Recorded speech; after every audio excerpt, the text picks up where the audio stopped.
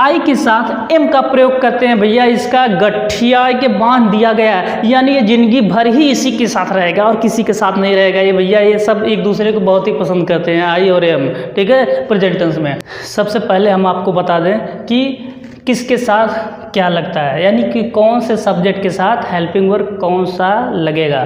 तो हम पहला बता दे रहे हैं कि he, she, it and singular number के साथ हम इज का प्रयोग करेंगे। इज मीन्स होता है, ठीक। अब नंबर 2 है आई के साथ जिंदगी भर भैया एम ही लगेगा, कोई इसको भगा नहीं ले जा सकता, ठीक है। चलिए, बहुत ही स्ट्रांग है मन से, ठीक है, ठीक है। तो तीसरा देखिए, we, you, they and plural number सभी कर्ताओं के साथ आर का प्रयोग करते हैं, ठीक है। आर मीन्स होता है हो, हैं, ठीक है। एम मीन्स होता है हूँ, यहाँ पे भी देख लीजिए। इस तरह से हम कर सकते हैं। तो इस तरह से आप इसको ध्यान से याद कर लीजिए और इसके बाद आप किस प्रकार से सेंटेंस बनाएंगे और सेंटेंस में कौन सा सब्जेक्ट आएगा उस तरह से आप कर सकते हैं, ठीक है। तो देख लीजिए बराबर इसी तरह से, ठीक है। चलिए एग्जाम्पल शुरू करते हैं, ठीक है, फार्मूला के साथ। तो बहुत ऐसे लोग होते हैं जिनको ये नहीं पता है कि कहाँ पे इज का प्रयोग करते हैं, कहाँ पे आर का प्रयोग करते हैं, कहाँ पे एम का प्रयोग करते हैं, ठीक है। तो आइए हम इसी सेंटेंस के हिसाब से आपको एक एक करके हम बता रहे हैं। तो आज के टॉपिक में यही है कि use of is am are, हम इज एम आर कैसे यूज करते हैं, कहाँ पे करते हैं, ठीक है।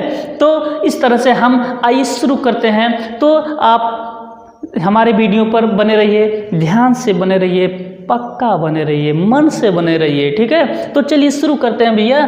तो हम आपको पहले बताएंगे अफर्मेटिव सेंटेंस। तो अफर्मेटिव में सबसे पहले हम सब्जेक्ट, हमने फार्मूला यहाँ पे राइट कर दिया है, सब्जेक्ट है, इसके बाद इज एम और इसके बाद कॉम्प्लीमेंट यानी और भी, यानी पूरा करने वाले शब्द जो होते हैं, यानी कि ऐसे शब्द बहुत सारे होते हैं जो सेंटेंस को पूरा करने के लिए और उसमें जोड़ दिए जाते हैं, यानी कि फार्मूला के हिसाब से जो हम लिखेंगे तो वो रहेगा ही, इसके बाद तो और कुछ जो भी शब्द आएंगे उसी में जोड़ते चले जाएंगे, यानी एक सेंटेंस तैयार हो जाता है, ठीक है। तो चलिए शुरू करते हैं। अब जब इतना समझ में आ गया तो आप कर सकते हैं। तो पहला हम छोटा सा एग्जाम्पल देते हैं कि सुधा मेरी बहन है, ठीक है। सुधा मेरी बहन है, तो हम सबसे पहले सब्जेक्ट लिखेंगे। सब्जेक्ट क्या है? सुधा है। अगर किसी के बारे में हम कुछ कहते हैं या किसी का नाम हम ले लेते हैं तो वो क्या होता है, या ऐसे भी कह सकते हैं कार्य करने वाला ही कर्ता होता है। तो आइए देखते हैं सुधा इसमें है, क्या है। अगर कहा जाए इस तरह से हम समझते हैं कि कौन लगाने से हिंदी में सब्जेक्ट पता चलता है। मेरी बहन कौन है, अगर लगा दिए तो लिखेंगे सुधा मेरी बहन है, तो लिखेंगे सुधा हो गया, सब्जेक्ट हो गया। इसके बाद अब हम देखते हैं सुधा एक वचन में आएगा, क्यों? क्योंकि अकेले है, एक नंबर में, एक संख्या में है, इसीलिए इज का प्रयोग करेंगे। अब इसके बाद है कॉम्प्लीमेंट के रूप में, अब हम यहाँ पे मेरी बहन है तो लिखेंगे माय सिस्टर। ओके, बन गया, सुधा इज माय सिस्टर। ओके, चलिए इस तरह से हम और भी कर सकते हैं एग्जाम्पल। अगला एग्जाम्पल है आपका मैं बहुत भूखा हूँ। जैसे कहा जाए, ये पहला एग्जाम्पल। दूसरा, मैं बहुत भूखा हूँ, खा जाऊंगा, ठीक है। चलो देखो, मैं बहुत भूखा हूँ तो खा जाऊँ, नहीं खाऊंगा, अभी खाना नहीं है, केवल भूखा हूँ, ठीक है। तो मैं बहुत भूखा हूँ, तो सबसे पहले हम लिखेंगे सब्जेक्ट। देखो, हमने मैं का आई होता है, हमने क्या बोला, जिंदगी भर साथ देने का काम कौन किया? एम। अभी करता ही है, ठीक है। तो आई के साथ एम का हमने प्रयोग कर लिया, आई एम क्या है, बहुत भूखा, कॉम्प्लीमेंट के रूप में लिख लेंगे भैया, I am very hungry, HUNGRY angry, I am very hungry, ठीक है, मैं बहुत भूखा हूँ, अब तो खाना खाना ही पड़ेगा लगता है, ठीक है। चलिए आप मत खाइए, पढ़िए पहले, ठीक है। तो अगला है सेंटेंस, तुम बहुत परिश्रमी हो। अगला देखा जाए, लिखा जाए तुम बहुत परिश्रमी हो, ठीक है। तो तुम बहुत परिश्रमी हो यानी तुम बहुत मेहनती हो, बहुत मेहनत करते हो, इसलिए मैं परेशान नहीं होता हूँ। क्यों मैं परेशान हूँ भैया, ठीक है। चलो हो जाएगा आपका। सबसे पहले सब्जेक्ट यू, हमने क्या बताया कि वी, यू, दे तथा बहुवचन सभी कर्ताओं के साथ जो बहुवचन होंगे तो उनके साथ हम आर का प्रयोग कर लेते हैं, तो लिखेंगे यू, ठीक है। तो लिखेंगे यू आर। अब बहुत परिश्रमी तो वेरी परिश्रमी, लेबोरियस देख लीजिए हो गया।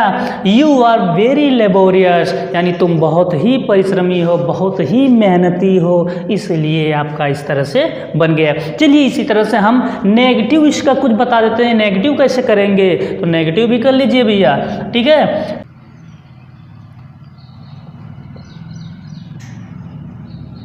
यानी यहाँ पे देख लीजिए सब्जेक्ट प्लस इज, एम और प्लस नॉट प्लस कॉम्प्लीमेंट। पहला एग्जांपल है इसका, ठीक है, नेगेटिव का, कि आज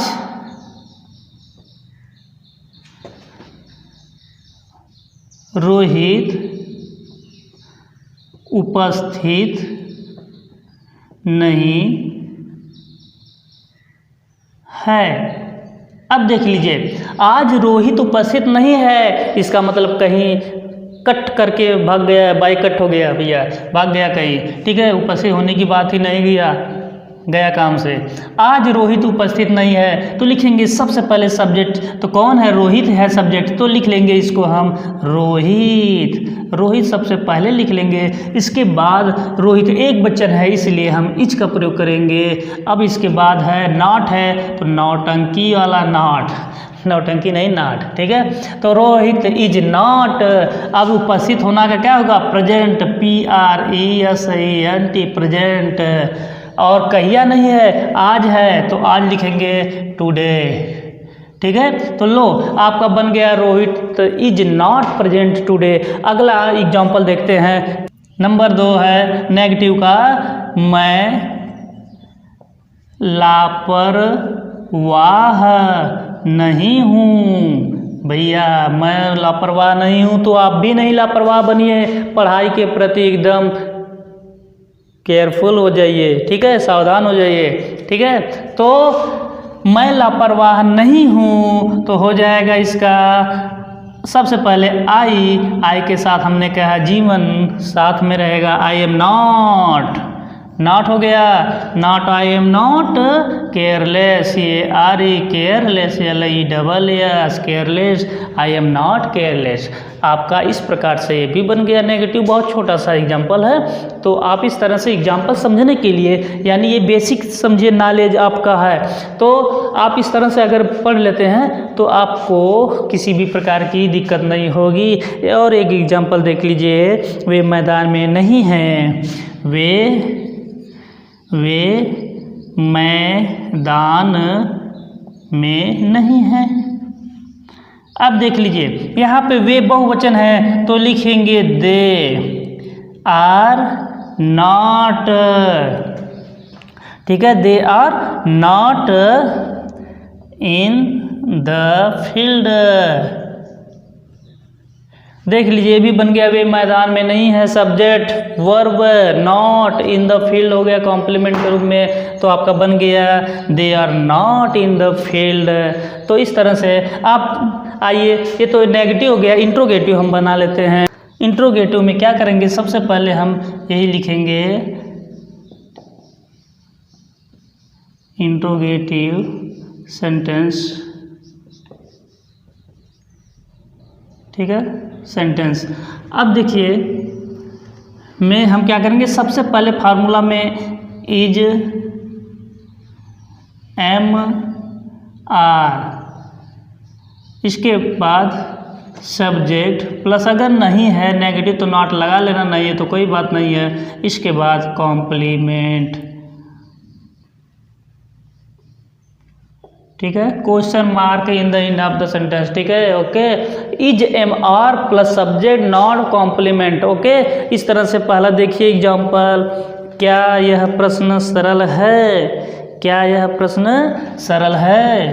पहला एग्जाम्पल है आपका, क्या यह प्रश्न सरल है, सरल है।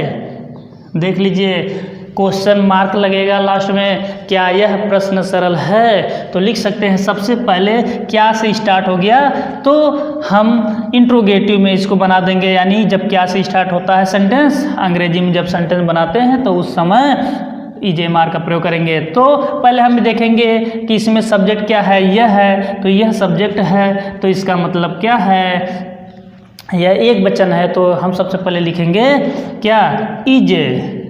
इसके बाद यह प्रश्न, this question,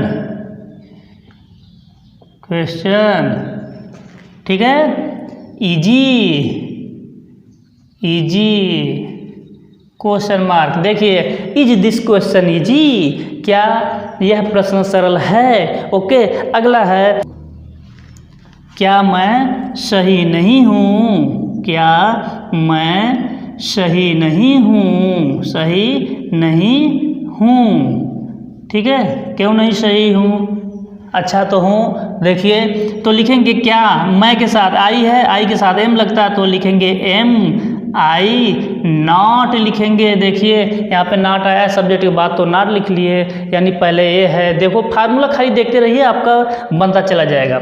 M I not, ठीक है, इन द राइट, RIGHT, ठीक है। देखिए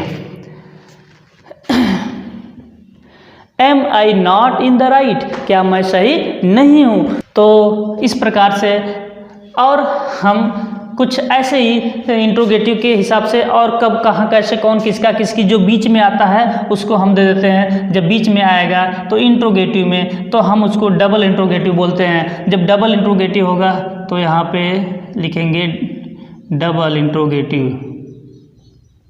डबल, ठीक है। डबल इंट्रोगेटिव जब आएगा तो इसका फार्मूला भी वही रहेगा, बस आगे IW लग जाएगा, यहाँ पे IW प्लस, इसके बाद सब वही रहेगा। जैसे पहला एग्जाम्पल, जैसे कहा जाए, तुम कौन हो, कौन हो मुझे नहीं जानते हो, तुम कौन हो मुझे नहीं जानते हो, जान गए ना, मैं भी जानता हूँ आपको, ठीक है। तो आइए, हमारे वीडियो को देख रहे हैं इसलिए मैं भी आपको जान रहा हूँ, ठीक है। तो लिखेंगे सबसे पहले, जब कब कहाँ कैसे कौन किसका किसकी ऐसे शब्द जो होते हैं बीच में आ जाते हैं तो सबसे पहले हम उसी को हम लिखते हैं। तो कौन का हो जाएगा हु, ठीक है। अब इसके बाद क्या है, अब यहाँ पे सब्जेक्ट क्या है, तुम है, तो इसके अनुसार हम आर का प्रयोग, यू के साथ आर लगता है तो लिखेंगे आर, हु आर। इसके बाद ऑब्जेक्ट यू हो जाएगा, तुम कौन हो। फिर दूसरा है, जैसे कहा जाए कि वह कहाँ है। देखिए बहुत छोटा छोटा एग्जाम्पल हम दे रहे हैं क्योंकि आपको समझ में आ जाए, तो बड़ा कुछ भी कर सकते हैं, चाहे जैसे भी कर सकते हैं। तो कहाँ का हो जाएगा वेयर, वेयर, ठीक है। अब वह एक वचन है तो इसलिए इज रहेगा, इसके बाद he, question mark, where is he. तो इस प्रकार से आप बना सकते हैं किसी भी प्रकार का सेंटेंस हो। इस प्रकार से आपको हमारी वीडियो कैसी लगी तो आप कमेंट बॉक्स में कमेंट करिए, अधिक से अधिक शेयर करिए। जो हमारे चैनल पर नए हैं वो सब्सक्राइब कर लीजिए भैया, दुखी मत होइए, आप पूरा वीडियो पढ़िए, ठीक है। इसी के साथ साथ जय हिंद। फिर मिलते हैं अगली वीडियो में।